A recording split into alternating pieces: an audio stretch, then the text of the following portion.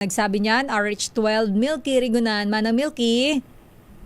Nakayat Sister El, dapat ikasana ng gobyerno ang paghahanda sa harap ng babala ng pag-asa na posibleng pagtamat effect ng Super El Nino phenomenon.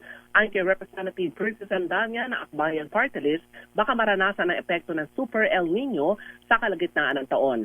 Sabi ni Sandanya, inaasahan ng mga Pilipino na magkakaroon ng gobyerno ng maayos na contingency plans at sapat na paghahanda sa mga dumarating na krisis. Anya, hindi katanggap-tanggap na kakapusin sa aksyon ng gobyerno habang kinakapos sa tubig ang buong bansa.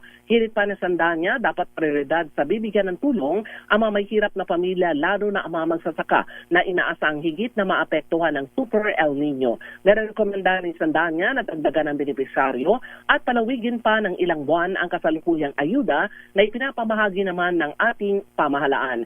Samantala lakay at Sister El, nagtungo na ngayon mga ilang lugar na naapektuhan naman ng lindol ang mga kinatawan ng Kongreso sa pangunan ni House Speaker Faustino D. Buti At naman. yung ilang mga mambabatas lakay mula sa Mindanao from Region 12 sa pangunan ni House Deputy Speaker Ferdinand Hernandez, South Cotabato, dahil yung South Cotabato lakay at Sister El, isa sa mga malubhang nagtalanta ng nagdaang 7.8 magnitude na lindol sa Mindanao.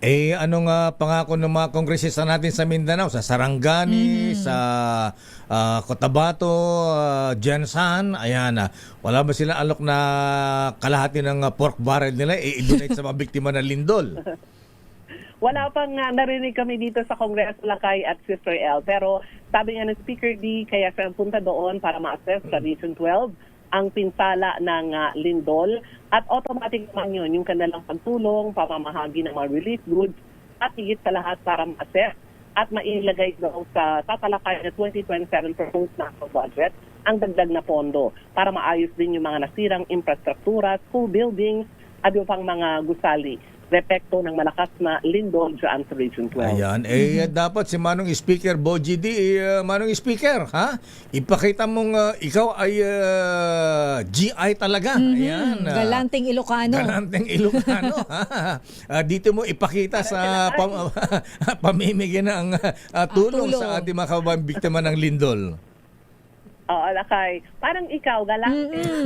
Di ba, Manang Milky? Oo, sobrang galante po nito nila kay. Kunin niyo po itong ninong. Baka maniwala sila. Pagka ano po tayo rito, installment. Tsaka salary deduction. Kala na galante, salary deduction. Kaya mga...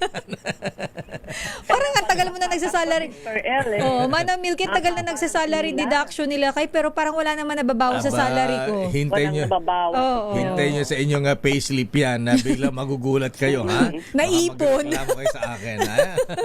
Oo. At pag Pasko, di ba, Sir El, ang haba ng... Oo, may pila. Wala na, natigil ang tradisyon, nagagalit ang mga anito namin. Kay Dr. Joe Tarok lang yan. Hindi pa uso na ng ayuda. Hindi ka na ng ayuda. Siyempre naman sa ating DZRH Aguinaldo promo, tuloy-tuloy yan kahit may kalamidad. Share your blessings daw kasi, Manang Milks. Oo. Okay. So, yan dapat siguro na gayahin ni House Speaker Faustino. At saka ganyan yung isang ganyan yung isang sikat na politician, ha?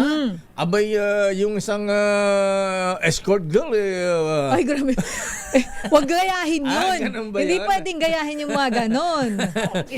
Oo. Iginarae ang isang magandang 25 million yung condominium unit. Ibang usapan yun lakay, yung mga ayos, nagagarahin ng mga ganon.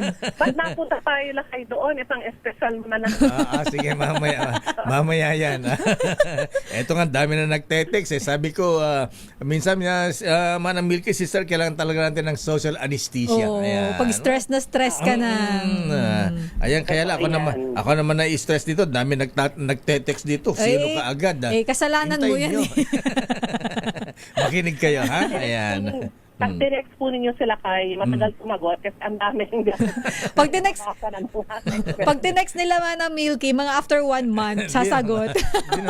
Mamayang gabi o kay bukas na madaling araw. Oo. Pag tinext mo siya ng umaga, Sister El, hapon o gabi na siya sasagot. Oo. Minsan nga, hindi pa niya nababasa eh. Okay nga ron. Maraming salamat, Manang Milky. Ganda umaga lang kay Sister L. Ako si New Kiriguna nagulat para sa DCRH. Una sa Pilipinas, una sa Pilipino. Dummy.